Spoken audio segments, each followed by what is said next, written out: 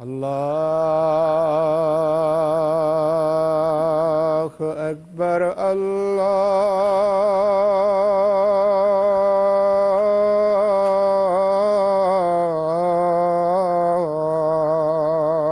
أكبر الله أكبر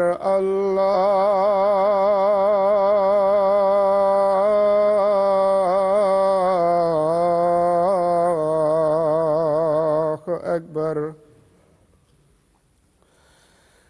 أشهد أن لا إله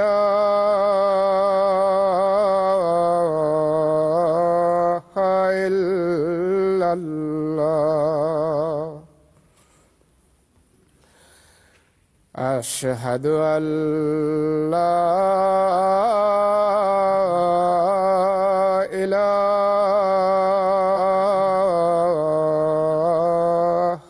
إلا الله. أشهد أن محمدًا رسول الله.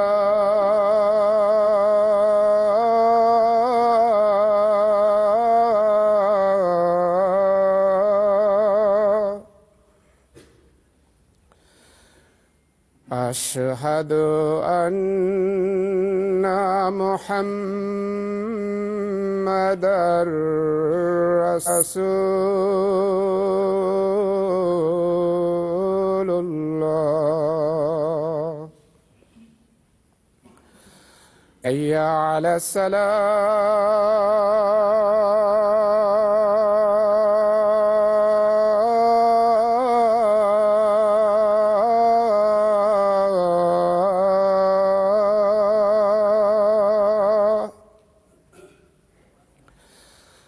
حي على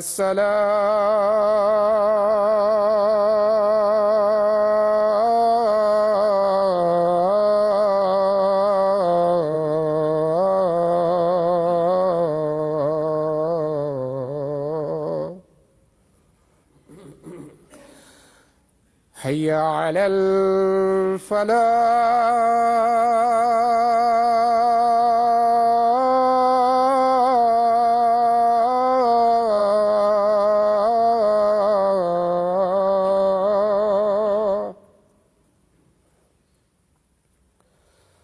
حي على الفلاح.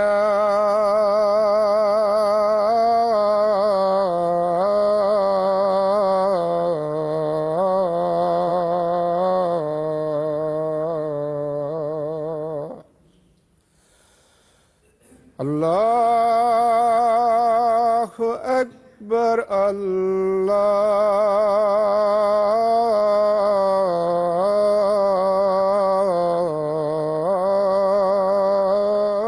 الله أكبر.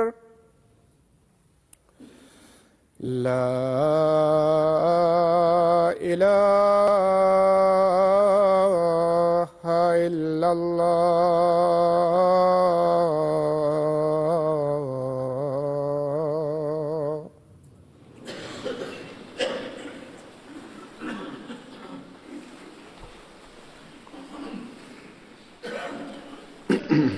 السلام عليكم ورحمة الله.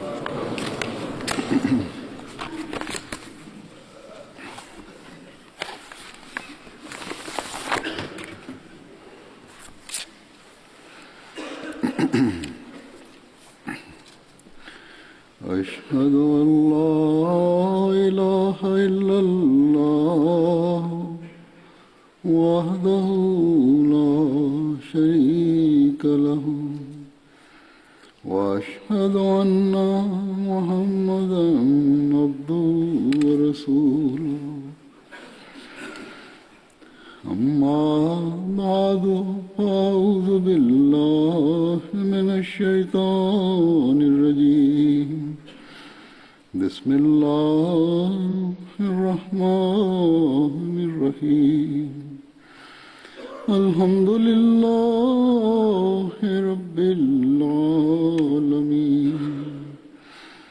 الرحمن الرحيم مالك يوم الدين إياك نعبد وإياك نستعين اهدنا الصراط المستقيم صراط الذين أنعمت عليهم غير المغضوب عليهم ولا الضالين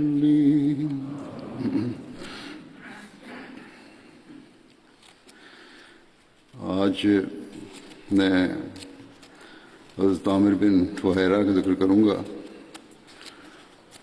اور ان کا ذکر کافی لمبا تاریخ میں ملتا ہے۔ اسلام کی تاریخ کے بعض اہم واقعات میں بھی ان کا کردار ہے، ان کو شامل حصہ بننے کی توفیق ملی، اور وہ واقعات ایسے ہیں جن کی تفصیل بیان کرنا بھی ضروری ہے۔ ان کی کنیت ابو عمر تھی اور قبیلہ عادت سے تعلق رکھتے تھے، اور حضرت عائشہ رضی اللہ عنہا کے اخیافی بھائی طفیل بن عبداللہ بن صخبرہ کے غلام تھے۔ یہ بھی سیاہ فام غلام تھے۔ اخیافی بھائی ہوتے ہیں جو ماں کی طرف سے بھائی ہوں، باب مختلف تھے۔ آپ اسلام لانے والے سابقین میں شامل تھے، پہلے اسلام لانے والوں میں شامل تھے۔ رسول اللہ صلی اللہ علیہ وسلم کے دار ارقم میں جانے سے قبل اسلام لا چکے تھے، اور حضرت ابوبکر رضی اللہ عنہ کی بکریاں چرایا کرتے تھے۔ اسلام لانے کے بعد آپ کو بڑی تکالیف پہنچائی گئی کافروں کی طرف سے۔ پھر حضرت ابوبکر نے انہوں نے خرید کر آزاد کر دیا۔ ہجرت مدینہ کے وقت جب رسول اللہ صلی اللہ علیہ وسلم اور حضرت ابوبکر غار ثور میں تھے تو آپ حضرت ابوبکر کی بکریاں چراتے تھے۔ حضرت ابوبکر نے انہیں حکم دیا تھا کہ بکریاں ہمارے پاس لے آیا کرنا، بس آپ سارا دن بکریاں چراتے تھے، اور شام کو حضرت ابوبکر کی بکریاں غار ثور کے قریب لے جاتے تھے۔ تو آپ دونوں اصحاب خود بکریوں کا دودھ دو لیتے تھے، یعنی حضرت صلی اللہ علیہ وسلم اور ابوبکر۔ جب عبداللہ بن ابی بکر ان دونوں یعنی حضرت صلی اللہ علیہ وسلم اور ابوبکر کے پاس جاتے تھے تو حضرت عامر بن فہیرہ ان کے پیچھے پیچھے جاتے تھے تاکہ ان کے قدموں کے نشان مٹ جائیں، پتہ نہ لگے کہ حضرت ابوبکر کے بیٹے کہاں جا رہے ہیں، کفار کو شک نہ پڑے کسی قسم کا۔ جب رسول اللہ صلی اللہ علیہ وسلم اور حضرت ابوبکر غار ثور سے نکل کر مدینہ کو روانہ ہوئے تو اس وقت حضرت عامر بن فہیرہ نے بھی ان کے ساتھ ہجرت کی۔ حضرت ابوبکر نے ان کو اپنے پیچھے بٹھا لیا تھا۔ اس وقت ان کو راستہ دکھانے والا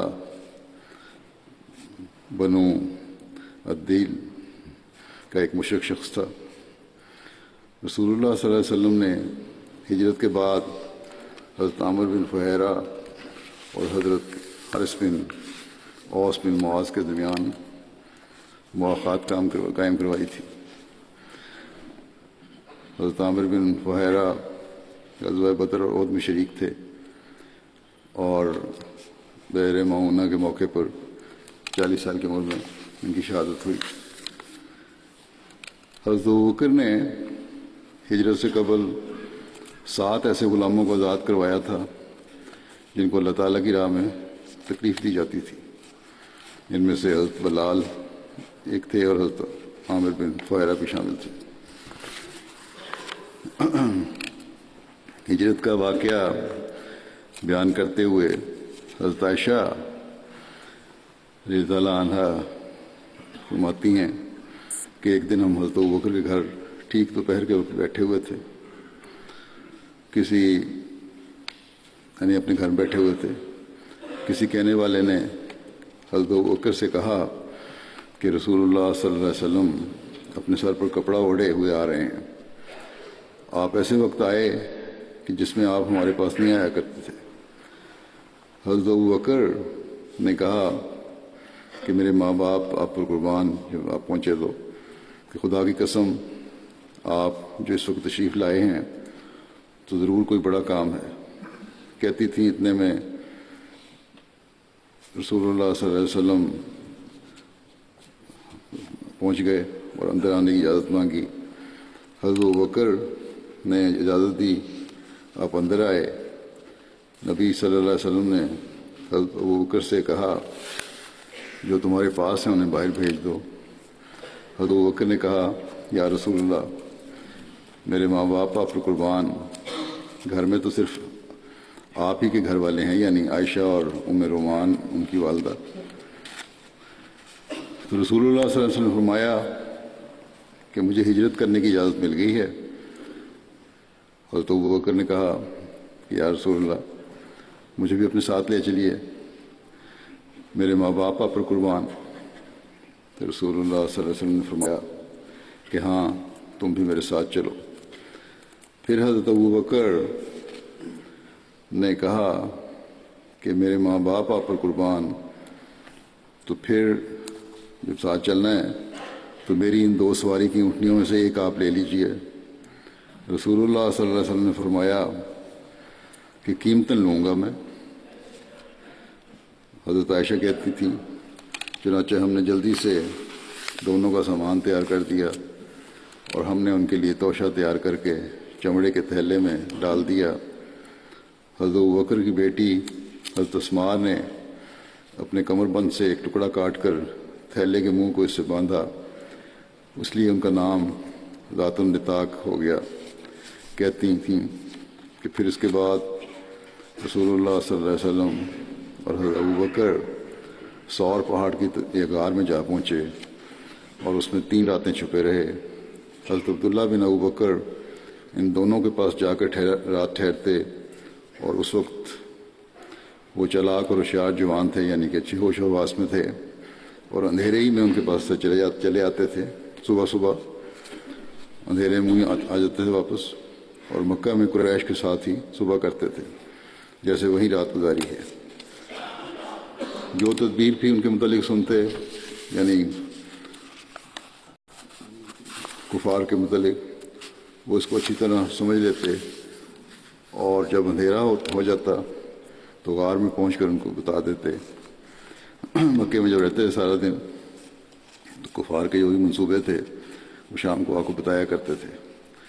حضرت ابوبکر کا غلام عامر بن فہیرہ بکریوں کے ریوڑ میں سے ایک دودیل بکری ان کے پاس چراتا رہتا، اور جب عشاء کے وقت سے کچھ گھڑی گزر جاتی تو وہ بکری ان کے پاس لے آتا اور وہ دونوں تازہ دودھ پی کر رات گزارتے، اور یہ دودھ ان دونوں کی دودیل بکری کا ہوتا۔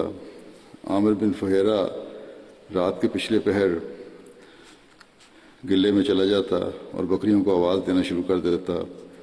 3 رات تک ویسا ہی کرتا رہا، اور رسول اللہ صلی اللہ علیہ وسلم اور حضرت ابوبکر نے بنو دیل کے قبیلے کے ایک شخص کو راستہ بتانے کے لیے اجرت پر رکھ لیا تھا، اور وہ بنو عبد بن عدی سے تھا۔ بہت ہی واقف کار، راستہ بتانے کا ماہر تھا۔ اس شخص نے عاص بن وائل کے خاندان کے ساتھ معاہدہ کرنے کے لیے اپنا ہاتھ ڈبویا تھا، اور وہ کفار قریشی کے مذہب پر تھا۔ حضرت صلی اللہ علیہ وسلم اور حضرت ابوبکر دونوں نے اس پر اعتبار کیا. وہ کافر تھا اور قریش کا ہی زیادہ پروردہ بھی تھا، لیکن بہرحال آپ نے اعتبار کیا اس پر اور اپنی سواری کی اونٹنیاں اس کے سپرد کر دیں، اور اس سے یہی وعدہ ٹھہرایا کہ وہ 3 دن کے بعد صبح کے وقت ان کی اونٹنیاں لے کر غار ثور پر پہنچے گا. عامر بن فہیرہ اور راہبر ان دونوں کے ساتھ چلے. وہ راہبر ان تینوں کو سمندر کے کنارے کے راستے سے لے کر چلا گیا. یہ بخاری کی روایت ہے. سراقہ بن مالک بن جوشم کہتے تھے کہ ہمارے پاس کفار قریش کے ایلچی آئے جو رسول اللہ صلی اللہ علیہ وسلم اور حضرت ابوبکر ان دونوں میں سے ہر ایک کی دیت مقرر کرنے لگے اس شخص کے لیے جو ان کو قتل کرے یا قید کرے. اسی اثناء میں کہ میں اپنی قوم بنو مدلج کی ایک مجلس میں بیٹھا ہوا تھا کہ ان میں سے ایک شخص سامنے سے آیا. یہی باتیں ہو رہی تھیں کس طرح پکڑا جائے یا قتل کیا جائے، حضرت صلی اللہ علیہ وسلم پر حضور پہ حملہ کیا جائے. کہتے ہیں باتیں ہماری مجلس میں ہو رہی تھیں کہ ایک شخص آیا اور آ کر ہمارے پاس کھڑا ہو گیا اور ہم بیٹھے تھے. کہنے لگا سراقہ میں نے ابھی سمندر کے کنارے کی طرف کچھ سائے دیکھے ہیں اور میں سمجھتا ہوں کہ وہی محمد صلی اللہ علیہ وسلم اور اس کے ساتھی ہیں. سراقہ کہتے تھے کہ میں نے شناخت کر لیا کہ وہی ہیں، مگر میں نے اسے کہا کہ وہ ہرگز نہیں ہیں بلکہ تم نے فلاں فلاں کو دیکھا ہے جو ہمارے سامنے گئے تھے. اس کی بات ٹال دی. پھر میں اس مجلس میں کچھ دیر ٹھہرا رہا. سراقہ کو لالچ بھی تھا اس وقت کہ کہیں یہ نہ پیچھے چلا جائے اور پھر یہ انعام کا حقدار ٹھہر جائے. تو کہتے ہیں بہرحال میں نے ٹال دیا اور کچھ دیر کے بعد میں اٹھا اور گھر گیا اور اپنی لونڈی سے کہا کہ میری گھوڑی نکالو. وہ ٹیلے کے پرے ہی رہے، یعنی پیچھے ایک ٹیلا تھا چھوٹا سا، اس کی طرف لے جاؤ میری گھوڑی، وہیں رکھو، وہاں اس کو میرے لیے تھامے رکھو. چنانچہ میں نے اپنا نیزہ لیا اور اس کو لے کر گھر کے پیچھے کی طرف سے نکلا. میں نے نیزے کے بھال کو زمین پر رکھا اور اس کے اوپر کے حصے کو نیچے جھکایا اور اس طرح اپنی گھوڑی کے پاس پہنچا اور اس پر سوار ہو گیا. یعنی گھوڑی پر سوار ہونے کے لیے نیزے کے سہارے سے لیا اور گھوڑی پر سوار ہو گیا. اپنا واقعہ بیان کر رہے ہیں. میں نے اس کو چمکایا، یعنی تھوڑا سا اس کو تھپکی دی اور دوڑایا اس کو، اور وہ سر پر دوڑتی ہوئی مجھے لے گئی. یہاں تک کہ جب اس کے قریب پہنچا، جب ان کے قریب پہنچا، یعنی حضرت صلی اللہ علیہ وسلم کے قریب پہنچا، تو میری گھوڑی نے ایسی ٹھوکر کھائی کہ میں اس سے گر پڑا. میں اٹھ کھڑا ہوا اور اپنے ترکش کی طرف ہاتھ جھکا کر میں نے اس سے تیر نکالا اور اس سے فال لی کہ آیا ان کو نقصان پہنچا سکوں گا یا نہیں، یعنی جو میرا ارادہ ہے قتل کا یا پکڑنے کا وہ میں کر سکوں گا یا نہیں. کہتا ہے کہ بس وہی نکلا جسے میں ناپسند کرتا تھا، یعنی فال میرے خلاف نکلی، یہی کہ میں نہیں پکڑ سکتا. کہتا ہے میں پھر اپنی گھوڑی پر سوار ہو گیا اور پانسے کے خلاف عمل کیا، جو بھی فال نکلی تھی اس کے خلاف عمل کیا. گھوڑی پھر سر پر دوڑتے ہوئے مجھے لیے جا رہی تھی اور اتنا نزدیک ہو گیا کہ میں نے رسول اللہ صلی اللہ علیہ وسلم کو قرآن پڑھتے سن لیا. آپ صلی اللہ علیہ وسلم ادھر ادھر نہیں دیکھتے تھے اور حضرت ابوبکر کثرت سے مڑ مڑ کر دیکھتے تھے. میری گھوڑی کی اگلی ٹانگیں زمین میں گھٹنوں تک دھس گئیں. تھوڑی دیر بعد کیا ہوا، جب میں قریب پہنچا تو گھوڑی کی ٹانگیں جو ہیں وہ ریت میں دھس گئیں اور میں گر پڑا. پھر میں نے گھوڑی کو ڈانٹا اور اٹھ کھڑا ہوا. وہ اپنی ٹانگیں زمین سے نکال نہ سکتی تھی. آخر جب وہ سیدھی کھڑی ہوئی اور بڑا زور لگا کر جب سیدھی کھڑی ہوئی تو اس کی دونوں ٹانگوں سے گرد اٹھ کر فضا میں دھوئیں کی طرح پھیل گئی. اتنی دھسی ہوئی تھی کہ نکالتے ہی زور لگایا تو مٹی جو باہر نکلی وہ اتنی زیادہ تھی کہ لگتا تھا کہ غبار چھا گیا. کہتے ہیں کہ اب میں نے دوبارہ تیروں سے فال لی تو وہی نکلا جسے میں ناپسند کرتا تھا، یعنی وہ جو میں چاہتا تھا اس کے خلاف فال نکلی، یعنی کہ میں حضرت صلی اللہ علیہ وسلم پر قابو نہیں پا سکتا۔ تب میں نے انہیں آواز دی کہ تم امن میں ہو۔ میں نے آواز دے کے کہا حضرت صلی اللہ علیہ وسلم کو کہ اب آپ امن میں ہیں، اور وہ پھر ٹھہر گئے، یعنی اب میرا کوئی ارادہ نہیں، بدنیت نہیں ہے میری۔ آپ اپنی گھوڑی پر سوار ہو کر، کہتے ہیں میں اپنی گھوڑی پر سوار ہو کر ان کے پاس آیا۔ جب یہ نیت ٹھیک ہو گئی تو گھوڑی بھی چل پڑی اور حضرت صلی اللہ علیہ وسلم کے پاس پہنچی، یا وہ لوگ بھی کچھ دیر پیچھے آئے یا ٹھہر گئے۔ کہتے ہیں کہ ان تک پہنچنے میں جو روکیں تھیں مجھے پیش آئیں، ان کو دیکھ کر میرے دل میں یہ خیال آیا کہ ضرور رسول اللہ صلی اللہ علیہ وسلم کا ہی بول بالا ہوگا۔ میں نے حضرت صلی اللہ علیہ وسلم سے کہا کہ آپ کی قوم نے آپ کے متعلق دیت مقرر کی ہے، اور میں نے ان کو وہ سب چیزیں بتائیں جو کچھ کے لوگ ان سے کرنے کا ارادہ رکھتے تھے، یعنی جو بھی بد ارادے تھے کفار کے، اس کی ساری تفصیل بتا دی۔ اور میں نے ان کے سامنے اعزاز اور سامان پیش کیا۔ میں نے پھر کہا کہ یہ سامان ہے، سفر میں اب جا رہے ہیں، تو سفر کا کھانے پینے کا کچھ سامان پیش کیا، مگر انہوں نے مجھ سے نہ لیا۔ آپ صلی اللہ علیہ وسلم نے انکار کر دیا کہ نہیں، ضرورت نہیں ہمیں، اور نہ ہی مجھ سے کوئی اور فرمائش کی سوائے اس کے کہ حضرت صلی اللہ علیہ وسلم نے یہ کہا کہ ہمارے سفر کے متعلق حال پوشیدہ رکھنا، یعنی کسی کو بتانا نہ کہ کس راستے سے ہم جا رہے ہیں۔ کہتا ہے کہ میں نے حضرت صلی اللہ علیہ وسلم سے درخواست کی کہ آپ میرے لیے امن کی ایک تحریر لکھ دیں۔ آپ صلی اللہ علیہ وسلم نے عامر بن فہیرہ سے فرمایا، یہی جو حبشی غلام تھے اور آزاد تھے اب تو، اور آپ صلی اللہ علیہ وسلم کے ساتھ سفر کر رہے تھے، کہ اور اس نے یہی تحریر لکھ دو، اور اس نے چمڑے کے ایک ٹکڑے پر لکھ دیا۔ اس کے بعد رسول اللہ صلی اللہ علیہ وسلم روانہ ہو گئے۔ ابن شہاب کی روایت ہے کہ عروہ بن زبیر نے مجھے بتایا کہ رسول اللہ صلی اللہ علیہ وسلم راستہ میں حضرت زبیر سے ملے، جو مسلمانوں کے قافلے کے ساتھ شام سے تجارت کر کے واپس آ رہے تھے۔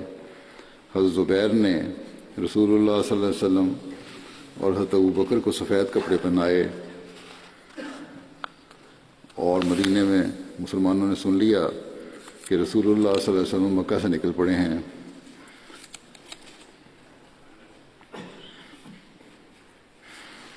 اس لیے وہ ہر صبح حرہ میدان تک جایا کرتے تھے اور وہاں آپ کا انتظار کرتے تھے، جہاں تک کہ دوپہر کی گرمی انہیں لوٹا دیتی تھی، یعنی دوپہر تک آرام کرتے، انتظار کرتے تھے۔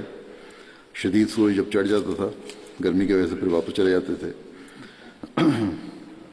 اس انتظار میں کب حضرت صلی اللہ علیہ وسلم مدینے پہنچے۔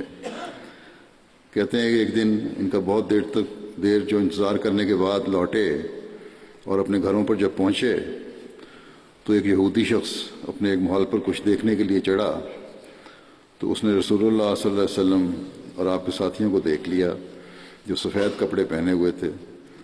سراب ان سے آہستہ آہستہ ہٹ رہا تھا، یعنی دور سے حوالہ نظر آتا تھا لیکن آہستہ آہستہ واضح ہوتی گئی شکلیں۔ یہودی سے رہا نہ گیا اور بے اختیار بلند آواز سے بول اٹھا، اے عرب کے لوگوں، مدینہ والوں کو آواز دی کہ یہ تمہارا وہ سردار ہے جس کا تم انتظار کر رہے ہو۔ پتہ تھا اس کو کہ مسلمان روزانہ جاتے ہیں، ایک جگہ اکٹھے ہوتے ہیں انتظار میں۔ یہ سنتے ہی مسلمان اٹھ کر اپنے ہتھیاروں کی طرف لپکے اور حرہ کے میدان میں رسول اللہ صلی اللہ علیہ وسلم کا استقبال کیا۔ آپ انہیں ساتھ لیے ہوئے اپنی داہنی طرف مڑے اور بنی عمر بن عوف کے محلہ میں ان کے ساتھ اترے، اور یہ دوشنبہ یعنی سوموار کا دن تھا اور ربیع الاول کا مہینہ تھا۔ حضرت ابوبکر لوگوں سے ملنے کے لیے کھڑے ہوئے اور رسول اللہ صلی اللہ علیہ وسلم خاموش بیٹھے رہے، اور انصار میں سے وہ لوگ جنہوں نے رسول اللہ صلی اللہ علیہ وسلم کو نہیں دیکھا تھا آئے اور حضرت ابوبکر کو سلام کرنے لگے، یہاں تک کہ دھوپ رسول اللہ صلی اللہ علیہ وسلم پر پڑنے لگی، یعنی کافی دیر ہوگی، دھوپ چڑھ گئی، سایہ ذرا تھا پرے ہٹ گیا، تو حضرت ابوبکر آئے اور انہوں نے حضرت صلی اللہ علیہ وسلم پر اپنی چادر سے سایہ کیا۔ اس وقت لوگوں نے رسول اللہ صلی اللہ علیہ وسلم کو پہچانا، اور رسول اللہ صلی اللہ علیہ وسلم بنو عمر بن عوف کے محلے میں 10 سے کچھ اوپر راتیں ٹھہرے، اور وہ مسجد بنائی گئی جس کی بنیاد تقویٰ پر رکھی گئی تھی، اور اس میں رسول اللہ صلی اللہ علیہ وسلم نے نماز پڑھی۔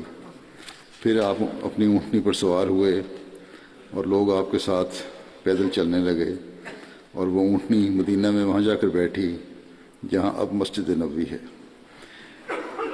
ان دنوں وہاں چند مسلمان نماز پڑھا کرتے تھے، اور وہ سہیل اور سہل کے کھجوریں سکھانے کی جگہ تھی، ایک میدان تھا کھلا جہاں یہ 2 لڑکے کھجوریں سکھایا کرتے تھے اپنی فصل کی، جو 2 یتیم بچے تھے۔ حضرت سعد بن زرارہ کی پرورش میں تھے یہ لوگ بچے۔ جب آپ کی اونٹنی نے آپ کو وہاں بٹھا دیا تو رسول اللہ صلی اللہ علیہ وسلم نے فرمایا کہ اگر اللہ نے چاہا تو یہیں ہماری قیام گاہ ہوگی۔ پھر رسول اللہ صلی اللہ علیہ وسلم نے 2 لڑکوں کو بلایا اور ان سے اس جگہ کی قیمت دریافت کی تا اسے مسجد بنائیں، تو ان دونوں نے کہا نہیں یا رسول اللہ، ہم آپ کو یہ زمین مفت دیتے ہیں۔ رسول اللہ صلی اللہ علیہ وسلم نے فرمایا ان سے یہ زمین مفت لینے سے انکار کیا اور اسے ان سے خریدا، اور پھر مسجد بنائی، اور رسول اللہ صلی اللہ علیہ وسلم اس مسجد کے بنانے کے لیے لوگوں کے ساتھ اینٹیں ڈھونے لگے، اور جب اینٹیں ڈھو رہے تھے تو ساتھ ساتھ کہتے جاتے تھے حاضل ہمالو لا ہمالا خیبر حاضہ ابرو ربنا وتھر، کہ بوجھ خیبر کے بوجھ جیسا نہیں، بلکہ اے ہمارے رب یہ بہت بھلا اور پاکیزہ ہے۔ نیز فرماتے تھے اللہم ان الاجر اجر الاخرہ فرحم الانصار والمہاجرہ، کہ اے اللہ اصل ثواب تو آخرت کا ثواب ہے، اس لیے تو انصار اور مہاجرین پر رحم فرما۔ یہ بھی بخاری کی روایت ہے۔ حضرت مسلم موعود رضی اللہ عنہ نے اس واقعہ ہجرت کے بارے میں تعریف فرمایا ہے، آپ نے اسے اپنے مختلف انداز میں بیان فرمایا ہے، اس لیے یہ تفصیل بھی تھوڑی سی میں بیان کر دیتا ہوں۔ آپ لکھتے ہیں کہ آخر مکہ مسلمانوں سے خالی ہو گیا، صرف چند غلام خود رسول اللہ صلی اللہ علیہ وسلم، حضرت ابوبکر اور حضرت علی مکہ میں رہ گئے۔ جب مکے کے لوگوں نے دیکھا کہ اب شکار ہمارے ہاتھ سے نکلا جا رہا ہے تو رؤسا پھر جمع ہوئے، اور مشورے کے بعد انہوں نے یہ فیصلہ کیا کہ اب محمد رسول اللہ صلی اللہ علیہ وسلم کو قتل کر دینا ہی مناسب ہے۔ خدا تعالیٰ کے خاص تصرف سے آپ کے قتل کی تاریخ آپ کی ہجرت کی تاریخ سے موافق پڑی۔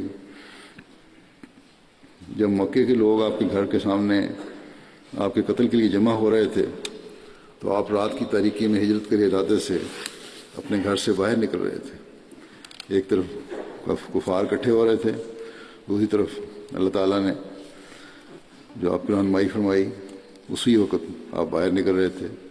مکے کے لوگ ضرور شبہ کرتے ہوں گے کہ ان کے ارادے کی خبر محمد رسول اللہ صلی اللہ علیہ وسلم کو بھی مل چکی ہوگی، مگر پھر بھی جب آپ ان کے سامنے سے گزرے تو انہوں نے یہی سمجھا کہ یہ کوئی اور شخص ہے، اور بجائے آپ پر حملہ کرنے کے سمٹ کر آپ سے چھپنے لگ گئے کہ یہ نہ ہو کہ کوئی اور شخص ہے جو آ کے آپ وسلم کو خبر دے دے کہ ہم اکٹھے ہو رہے ہیں، تاکہ ان کے ارادوں کی محمد صلی اللہ علیہ وسلم کو خبر نہ ہو جائے، اس لیے سمٹ رہے تھے۔ اب لکھتے ہیں کہ اس رات سے پہلے دن ہی آپ کے ساتھ ہجرت کرنے کے لیے ابو بکر کو بھی اطلاع دے دی گئی تھی، بس وہ بھی آپ کو مل گئے اور دونوں مل کر تھوڑی دیر میں مکے سے روانہ ہو گئے، اور مکے سے 3-4 میل پر سور نامی پہاڑ کے سرے پر ایک غار میں پناہ گزین ہوئے۔ جب مکے کے لوگوں کو معلوم ہوا کہ محمد رسول اللہ صلی اللہ علیہ وسلم مکے سے چلے گئے ہیں تو انہوں نے ایک فوج جمع کی اور آپ کا تعاقب کیا۔ ایک کھوجی انہوں نے اپنے ساتھ لیا جو آپ کو کھوج لگاتے ہوئے سور پہاڑ پر پہنچا۔ وہاں اس نے اس غار کے پاس پہنچ کر جہاں آپ ابو بکر کے ساتھ چھپے ہوئے تھے، یقین کے ساتھ کہا کہ یا تو محمد صلی اللہ علیہ وسلم اس غار میں ہے یا آسمان پر چڑھ گیا ہے۔ اس کے اس اعلان کو سن کر حضرت ابو بکر کا دل بیٹھنے لگا، اور انہوں نے آہستہ سے رسول اللہ صلی اللہ علیہ وسلم سے کہا کہ دشمن سر پر آ پہنچا ہے اور اب کوئی دم میں تھوڑی دیر میں غار میں داخل ہونے والا ہے۔ آپ نے فرمایا لا تحزن ان اللہ معنا، کہ ابو بکر ڈرو نہیں، خدا ہم دونوں کے ساتھ ہے۔ حضرت ابو بکر نے جواب میں کہا یا رسول اللہ، میں اپنی جان کے لیے نہیں ڈرتا، کیونکہ میں تو ایک معمولی انسان ہوں، مارا گیا تو ایک آدمی مارا جائے گا۔ یا رسول اللہ، مجھے تو صرف یہ خوف تھا کہ اگر آپ کی جان کو کوئی گزن پہنچا تو دنیا میں سے روحانیت اور دین کا نام مٹ جائے گا۔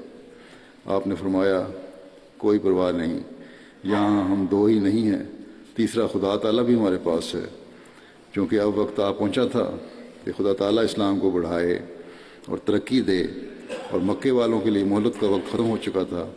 خدا تعالیٰ نے مکے والوں کی آنکھوں پر پردہ ڈال دیا اور انہوں نے کھوجی سے استہزاء شروع کر دیا اور کہا کہ کیا انہوں نے اس کھلی جگہ پر پناہ لینی تھی؟ یہ کوئی پناہ کی جگہ نہیں ہے، اور پھر اس جگہ کثرت سے سانپ بچھو بھی رہتے ہیں، یہاں کوئی عقل مند پناہ نہیں لے سکتا۔ اور بغیر اس کے کہ غار میں جھانک کر دیکھتے، کھوچی سے ہنسی کرتے ہوئے واپس لوٹ گئے۔ 2 دن اسی غار میں انتظار کرنے کے بعد پہلے سے طے کی ہوئی تجویز کے مطابق رات کے وقت غار کے پاس سواریاں پہنچائی گئیں، اور 2 تیز رفتار اونٹنیوں پر محمد رسول اللہ صلی اللہ علیہ وسلم اور آپ کے ساتھی روانہ ہوئے۔ ایک اونٹنی پر محمد رسول اللہ صلی اللہ علیہ وسلم اور راستہ دکھانے والا آدمی سوار ہوا، اور دوسری اونٹنی پر حضرت ابو بکر اور ان کے ملازم عامر بن فہیرہ سوار ہوئے۔ مدینے کی طرف روانہ ہونے سے پہلے رسول کریم صلی اللہ علیہ وسلم نے اپنا منہ مکے کی طرف کیا، اس مقدس شہر پر جس میں آپ پیدا ہوئے، جس میں آپ مبعوث ہوئے، اور جس میں حضرت اسماعیل علیہ السلام کے زمانے سے آپ کے آباء و اجداد رہتے چلے آئے تھے۔ آپ نے آخری نظر ڈالی اور حسرت کے ساتھ شہر کی مخاطب کرتے ہوئے فرمایا اے مکے کی بستی، تو مجھے سب جگہوں سے زیادہ عزیز ہے، مگر تیرے لوگ مجھے یہاں رہنے نہیں دیتے۔ اس وقت حضرت ابوبکر نے بھی نہایت افسوس کے ساتھ کہا ان لوگوں نے اپنے نبی کو نکالا ہے، اب یہ ضرور ہلاک ہوں گے۔ جب مکے والے آپ کی تلاش میں ناکام رہے تو انہیں اعلان کر دیا کہ جو کوئی محمد رسول اللہ صلی اللہ علیہ وسلم یا ابو بکر کو زندہ یا مردہ واپس لے آئے گا اس کو 100 اونٹنی انعام دیا جائے گا، اور اس اعلان کی خبر مکے کے ارد گرد کے قبائل کو بھجوا دی گئی۔ چنانچہ سراقہ بن مالک ایک بدوی رئیس اس انعام کے لالچ میں آپ کے پیچھے روانہ ہوا۔ تلاش کرتے کرتے اس نے مدینے کی سڑک پر آپ کو جا لیا۔ جب اس نے 2 اونٹنیوں اور ان کے سواروں کو دیکھا اور سمجھ لیا کہ محمد رسول اللہ صلی اللہ علیہ وسلم ان کے ساتھی ہیں تو اس نے اپنا گھوڑا ان کے پیچھے دوڑا دیا، مگر راستے میں گھوڑے نے زور سے ٹھوکر کھائی اور سراقہ گر گیا۔ سراقہ بعد میں مسلمان ہو گیا تھا۔ وہ اپنا واقعہ خود اس طرح بیان کرتا ہے، وہ پھر وہ ساری تفصیل جو پہلے بیان ہو چکی ہے سراقہ کے حوالے سے وہ آپ نے تعریف فرمائی ہے۔ پھر حضرت مسلم لکھتے ہیں کہ جب عامر بن فہیرہ نے حضور کے ارشاد پر امن کا پروانہ لکھ دیا اور سراقہ کو دیا امن کا پروانہ، تو اس وقت جب سراقہ لوٹنے لگا تو مان اللہ تعالیٰ نے سراقہ کے آئندہ حالات آپ صلی اللہ علیہ وسلم پر غیب سے ظاہر فرما دیے۔ اللہ تعالیٰ نے آپ صلی اللہ علیہ وسلم پر غیب سے یہ ظاہر فرمایا کہ کیا حالات آئندہ ہونے ہیں سراقہ کے ساتھ، اور ان کے مطابق آپ نے اسے فرمایا سراقہ اس وقت تیرا کیا حال ہوگا جب تیرے ہاتھوں میں کسریٰ کے کنگن ہوں گے۔ سراقہ نے حیران ہو کر پوچھا کسریٰ بن ہرمز شہنشاہ ایران کے؟ آپ نے فرمایا ہاں۔ آپ کی پیش گوئی کوئی 16-17 سال کے بعد جا کر لفظ پر لفظ پوری ہوئی۔ سراقہ مسلمان ہو کر مدینے آ گیا۔ رسول کریم صلی اللہ علیہ وسلم کی وفات کے بعد پہلے حضرت ابو بکر پھر حضرت عمر خلیفہ ہوئے۔ اسلام کی بڑھتی ہوئی شان کو دیکھ کر ایرانیوں نے مسلمانوں پر حملے شروع کر دیے اور بجائے اسلام کو کچلنے کے خود اسلام کے مقابلے میں کچلے گئے۔ حملے جو شروع کیے تھے ایرانیوں نے کیے تھے۔ کسرا کا دارالامارہ اسلامی فوجوں کے گھوڑوں کی ٹاپوں سے پامال ہوا اور ایران کے خزانے مسلمانوں کے قبضے میں آئے۔ جو مال اس ایرانی حکومت کا اسلامی فوجوں کے قبضے میں آیا اس میں وہ کڑے بھی تھے جو کسرا ایرانی دستور کے مطابق تخت پر بیٹھتے وقت پہنا کرتا تھا۔ سراقہ مسلمان ہونے کے بعد اپنے اس واقعے کو جو رسول کریم صلی اللہ علیہ وسلم کی ہجرت کے وقت سے پیش آیا تھا مسلمانوں کو نہایت فخر کے ساتھ سنایا کرتا تھا، اور مسلمان اس بات سے آگاہ تھے کہ رسول اللہ صلی اللہ علیہ وسلم نے اسے مخاطب کر کے فرمایا تھا کہ سراقہ اس وقت تیرا کیا حال ہوگا جب تیرے ہاتھ میں کسرا کے کنگن ہوں گے۔ حضرت عمر کے سامنے جب اموال غنیمت لا کر رکھے گئے اور ان میں انہوں نے کسرا کے کنگن دیکھے تو سب نقشہ آپ کے سامنے، حضرت عمر کے سامنے آنکھوں کے سامنے آ گیا۔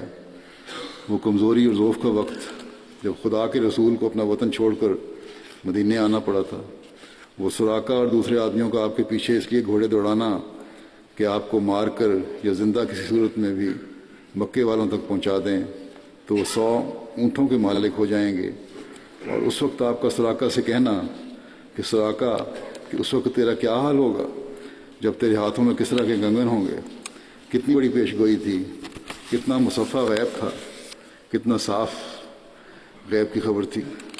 حضرت عمر نے اپنے سامنے کسرا کے کنگن دیکھے تو خدا کی قدرت ان کی آنکھوں کے سامنے پھر گئی۔ انہوں نے کہا سراقہ کو بلاؤ۔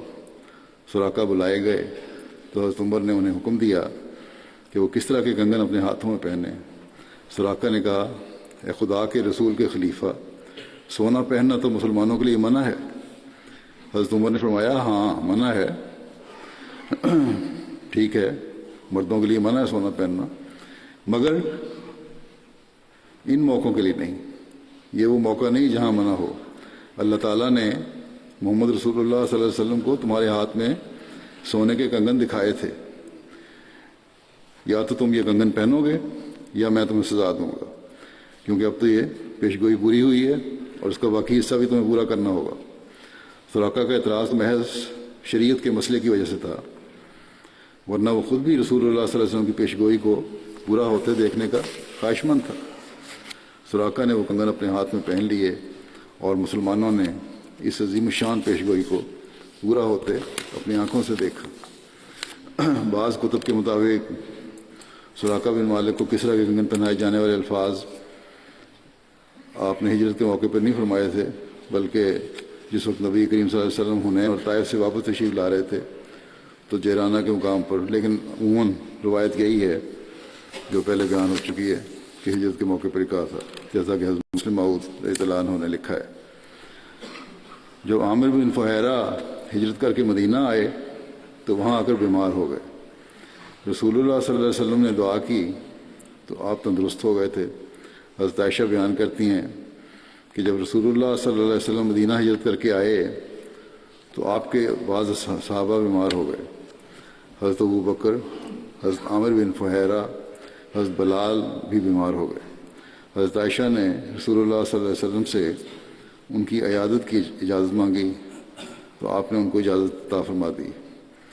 حضرت عائشہ نے حضرت ابو بکر سے پوچھا کہ آپ کا کیا حال ہے، تو انہوں نے جواب میں یہ شعر پڑھا، کل امرئ مصبح فی اہلہ والموت ادنیٰ من شراک نعلہ، کہ ہر شخص جب اپنے گھر میں صبح کو اٹھتا ہے تو اسے صبح بخیر کہا جاتا ہے، بحالی کے موت اس کی جوتی کی تسمے سے بھی نزدیک تر ہوتی ہے، نہیں کہ ایسی حالت نہیں ہوتا ہے وہ جب سو کے اٹھتا ہے، تو موت تو آنی ایک دن۔ پھر آپ نے حضرت عامر بن فہیرہ سے ان کا حال دریافت کیا تو انہوں نے یہ شعر پڑھا کہ انی وجدت موتا قبل ذوقہ ان الجبانہ حتفہ من فوقہ، یقیناً میں نے موت کو اس کا ذائقہ چکھنے سے قبل ہی پا لیا ہے۔ یقیناً بزدل کی موت اچانک آ جاتی ہے، یعنی بہادر موت کے لیے ہر وقت تیار رہتا ہے اور بزدل اس کے لیے بزدل نے تیاری نہیں کی ہوتی۔ پھر آپ نے حضرت بلال سے ان کا حال دریافت کیا تو انہوں نے یہ شعر پڑھا، یا لیتا شعری حل ابھی تنّا لیلا بفج و حولی از خرون و جلیل، کاش مجھے معلوم ہو کہ آیا میں کوئی رات وادی مکہ میں بسر کروں گا اور میرے ارد گرد اذخر اور جلیل مکہ کے گھاس ہوں۔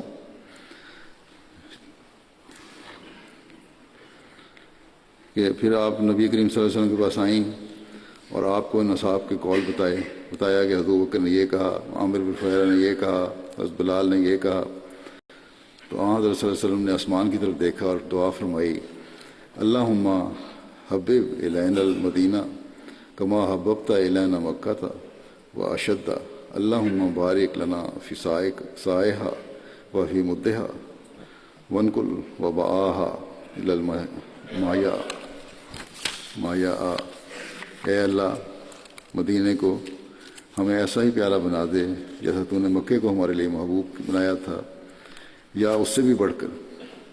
اے اللہ ہمارے لیے اس کے سا میں اور اس کے مد میں، یہ جو چیز وزن کے پیمانے ہیں، برکت ڈال دے، اور مدینہ کو ہمارے لیے صحت بخش مقام بنا دے، اور اس کی وبا کو مایا مقام کی طرف منتقل کر دے، یعنی ہم سے دور لے جا۔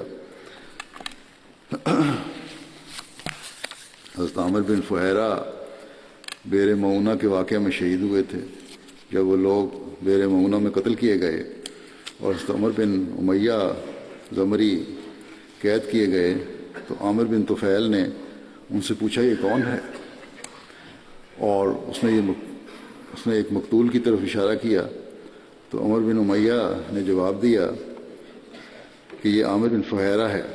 عامر بن طفیل نے کہا کہ میں نے یعنی عامر بن فہیرہ کو دیکھا، میں نے دیکھا یعنی عامر بن فہیرہ کو دیکھا کہ وہ قتل کیے جانے کے بعد آسمان کی طرف اٹھائے گئے ہیں، یہاں تک کہ میں اب بھی دیکھ رہا ہوں کہ آسمان ان کے اور زمین کے درمیان ہے۔ پھر وہ زمین پر اتارے گئے، نبی صلی اللہ علیہ وسلم کو ان کی خبر پہنچی، اور آپ صلی اللہ علیہ وسلم نے ان کے قتل کیے جانے کی خبر صحابہ کو دی اور فرمایا تمہارے ساتھی شہید ہو گئے ہیں، اور انہوں نے اپنے رب سے دعا کی ہے کہ اے ہمارے رب، ہمارے متعلق ہمارے بھائیوں کو بتا کہ ہم تجھ سے خوش ہو گئے اور تو ہم سے خوش ہو گیا۔ چنانچہ اللہ تعالیٰ نے ان کے متعلق بتا دیا۔ یہ بھی بخاری کی روایت ہے۔ غیر کو بھی اللہ تعالیٰ نے یہ نظارہ دکھا دیا۔ حضرت عامر بن اور جو حضرت صلی اللہ علیہ وسلم کو جس طرح خبر ہوئی تھی، حضرت عامر بن فہیرہ کو کس نے شہید کیا اس بارے میں اختلاف ہے۔ بعض روایت کی ہے کہ آپ کو عامر بن طفیل نے شہید کیا، جس نے یہ بات بیان کی ہے۔ عامر بن طفیل نے پوچھا تھا نا کہ اس نے شہید کیا تھا، دشمنوں میں سے تھا، اور جبکہ دوسری روایت سے معلوم ہوتا ہے کہ اب کو جبار بن سلمی نے شہید کیا تھا۔ بہرحال بیر معونہ کے وقت یہ شہید ہوئے تھے۔ حضرت مسلم موعود حضرت عامر بن فہیرہ کے اس واقعہ کا، شہادت کے واقعہ کا ذکر کرتے ہوئے لکھتے ہیں کہ چنانچہ دیکھ لو، اسلام نے تلوار کے زور سے فتح نہیں پائی، بلکہ اسلام نے اس اعلیٰ تعلیم کے ذریعے فتح پائی ہے جو دلوں میں اتر جاتی تھی اور اخلاق میں ایک اعلیٰ درجے کا تغیر پیدا کر دیتی تھی۔ ایک صحابی کہتے ہیں کہ میرے مسلمان ہونے کی وجہ محض یہ ہوئی کہ میں اس قوم میں مہمان ٹھہرا ہوا تھا جس نے غداری کرتے ہوئے مسلمانوں کے 70 قاری شہید کر دیے تھے۔ جب انہوں نے مسلمانوں پر حملہ کیا، کچھ تو اونچے ٹیلے پر چڑھ گئے اور کچھ ان کے مقابلے میں کھڑے رہے۔ چونکہ دشمن بہت بڑی تعداد میں تھا اور مسلمان بہت تھوڑے تھے، اور وہ بھی نہیتے اور بے سر و سامان، اس لیے انہوں نے ایک ایک کر کے تمام مسلمانوں کو شہید کر دیا۔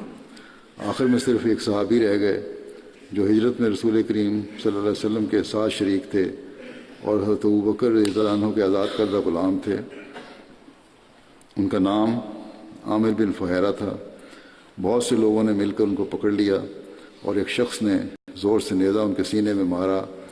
نیزے کا لگنا تھا کہ ان کی زبان سے بے اختیار یہ فکرہ نکلا کہ فزت و رب الکعبہ، کہ کعبہ کے رب کی قسم میں کامیاب ہو گیا۔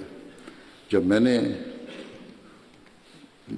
ان کی زبان سے فکرہ سنا، یعنی وہی جو بعد میں مسلمان ہو گئے تھے، صحابی ان کے ساتھیوں میں سے حملہ کرنے والوں کے، کہتے ہیں کہ جب میں نے ان کی زبان سے یہ فقرہ سنا تو میں حیران ہوا، اور میں نے کہا یہ شخص اپنے رشتہ داروں سے دور، اپنے بیوی بچوں سے دور اتنی بڑی مصیبت میں مبتلا ہوا اور نیزہ اس کے سینے میں مارا گیا، مگر اس نے مرتے ہوئے اگر کچھ کہا تو صرف یہ کہ کعبہ کے رب کی قسم میں کامیاب ہو گیا، کیا یہ شخص پاگل تو نہیں؟ چنانچہ میں نے بعض اور لوگوں سے پوچھا یہ کیا بات ہے اور اس کے منہ سے ایسا فقرہ کیوں نکلا؟ انہوں نے کہا کہ تم نہیں جانتے، یہ مسلمان لوگ واقعی میں پاگل ہیں، جب یہ خدا تعالیٰ کی راہ میں مرتے ہیں تو سمجھتے ہیں کہ خدا تعالیٰ ان سے راضی ہو گیا اور انہوں نے کامیابی حاصل کر لی۔ یہ کہتے ہیں کہ میری طبیعت پر اس کا اتنا اثر ہوا کہ میں نے فیصلہ کر لیا کہ میں ان لوگوں کا مرکز جا کر دیکھوں گا اور خود ان لوگوں کے مذہب کا مطالعہ کروں گا۔ چنانچہ میں مدینہ پہنچا اور مسلمان ہو گیا۔ صحابہ کہتے ہیں کہ اس واقعہ کہ ایک شخص کے سینے میں نیزہ مارا جاتا ہے اور وطن سے کوسوں دور ہے، اس کا کوئی عزیز اور رشتہ دار اس کے پاس نہیں، اور اس کی زبان سے یہ نکلتا ہے کہ فزت و رب الکعبہ، اس کی طبیعت پر اتنا اثر تھا جب یہ شخص جو مسلمان ہوا تھا بعد میں اس حملے کے بعد، کہ جب وہ یہ واقعہ سنایا کرتا اور فزت و رب الکعبہ کے الفاظ پر پہنچتا تو اس واقعے کی ہیبت کی وجہ سے یکدم اس کا جسم کانپنے لگ جاتا اور آنکھوں سے آنسو رواں ہو جاتے تھے۔ تو مسلمان لکھتے ہیں تو اسلام اپنی خوبیوں کی وجہ سے پھیلا ہے، زور سے نہیں۔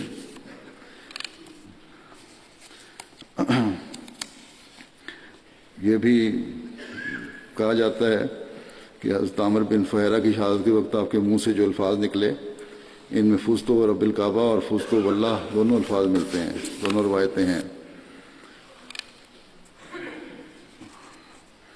اور یہ الفاظ اور صحابہ کے منہ سے بھی نکلے تھے، اس کا بھی ذکر کیا ہے حضرت مسلم موعود نے، اور کرتے ہوئے فرماتے ہیں کہ ہمیں تاریخ پڑھنے سے معلوم ہوتا ہے کہ صحابہ جنگوں میں اس طرح جاتے تھے کہ ان کو یوں معلوم ہوتا تھا کہ جنگ میں شہید ہونا ان کے لیے عین راحت اور خوشی کا موجب ہے، اور اگر ان کو لڑائی میں کوئی دکھ پہنچتا تھا تو اس کو دکھ نہیں سمجھتے تھے بلکہ سکھ خیال کرتے تھے۔ چنانچہ صحابہ کی کثرت کے ساتھ اس قسم کے واقعات تاریخوں میں ملتے ہیں کہ انہوں نے خدا کی راہ میں مارے جانے کو ہی اپنے لیے عین راحت محسوس کیا۔ مثلاً وہ حفاظ جو رسول کریم صلی اللہ علیہ وسلم کے وسط عرب کے ایک قبیلے کی طرف تبلیغ کے لیے بھیجے گئے تھے، ان میں سے حرام بن ملحان اسلام کا پیغام لے کر قبیلہ عامر کے رئیس عامر بن طفیل کے پاس گئے اور باقی صحابہ پیچھے رہے۔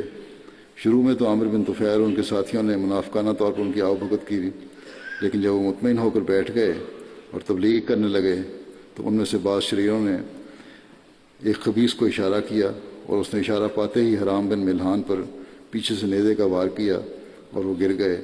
گرتے وقت ان کی زبان سے بے ساختہ نکلا کہ اللہ اکبر فزت و رب الکعبہ، یعنی مجھے کعبہ کے رب کی قسم میں نجات پا گیا۔ پھر ان شریروں نے باقی صحابہ کا محاصرہ کیا اور ان پر حملہ آور ہو گئے۔ اس موقع پر حضرت ابوبکر کے آزاد کردہ غلام عامر بن فہیرہ جو ہجرت کے سفر میں رسول کریم صلی اللہ علیہ وسلم کے ساتھ تھے، ان کے متعلق ذکر آتا ہے کہ بلکہ خود ان کا قاتل جو بعد میں مسلمان ہو گیا تھا وہ اپنے مسلمان ہونے کی وجہ ہی بیان کرتا تھا کہ جب میں نے عامر بن فہیرہ کو شہید کیا تو ان کے منہ سے بے ساختہ نکلا فزت واللہ، یعنی خدا کی قسم میں تو اپنی مراد کو پہنچ گیا۔ تو یہ واقعات بتاتے ہیں کہ صحابہ کے لیے موت بجائے رنج کے خوشی کی موجب ہوتی تھی۔ بس بڑے خوش قسمت تھے وہ لوگ، اور خاص طور پر عامر بن فہیرہ جن کو حضرت ابوبکر کی خدمت کا بھی موقع ملا، حضرت صلی اللہ علیہ وسلم کی خدمت کا موقع ملا، اور آپ کے ساتھ ہجرت کا بھی موقع ملا، اور اسلام کا، اور پھر یہ ہے کہ غار ثور میں حضرت صلی اللہ علیہ وسلم کو کھانا وغیرہ خوراک مہیا کرنے، یا اس زمانے میں خوراک تو وہ دودھ تھا بکری کا، دودھ پہنچانے کے لیے ان کو مقرر کیا گیا، اور یہ باقاعدگی سے 3 دن وہاں بکری لے جاتے رہے اور بکری کا دودھ وہاں پہنچاتے رہے۔ پھر ان کو یہ بھی موقع ملا کہ سراقہ کو امن کی تحریر انہوں نے لکھ کر دی جو حضرت صلی اللہ علیہ وسلم کی اشاعت پر تھی، اور پھر حضرت صلی اللہ علیہ وسلم کو ان کی شہادت کی خبر بھی دور بیٹھے ہوئے ملی ان کی دعا سے۔ تو تو یہ وفا کے پتلے تھے جنہوں نے ہر موقع پر وفا دکھائی. اللہ تعالیٰ ان کے درجات بلند سے بلند تر کرتا چلا جائے.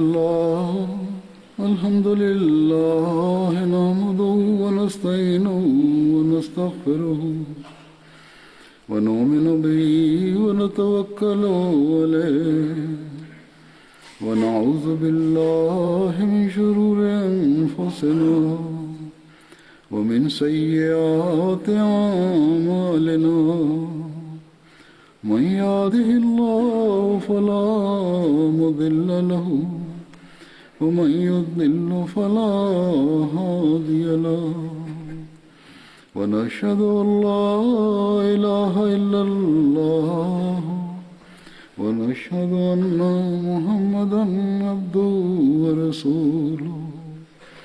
عباد الله رحمكم الله إن الله يأمر بالعدل والإحسان وإيتاء ذي القربى وينهى عن الفحشاء والمنكر والبغي يعظكم لعلكم تذكرون. اذكروا الله يذكركم وادعوه يستجب لكم ولذكر الله أكبر.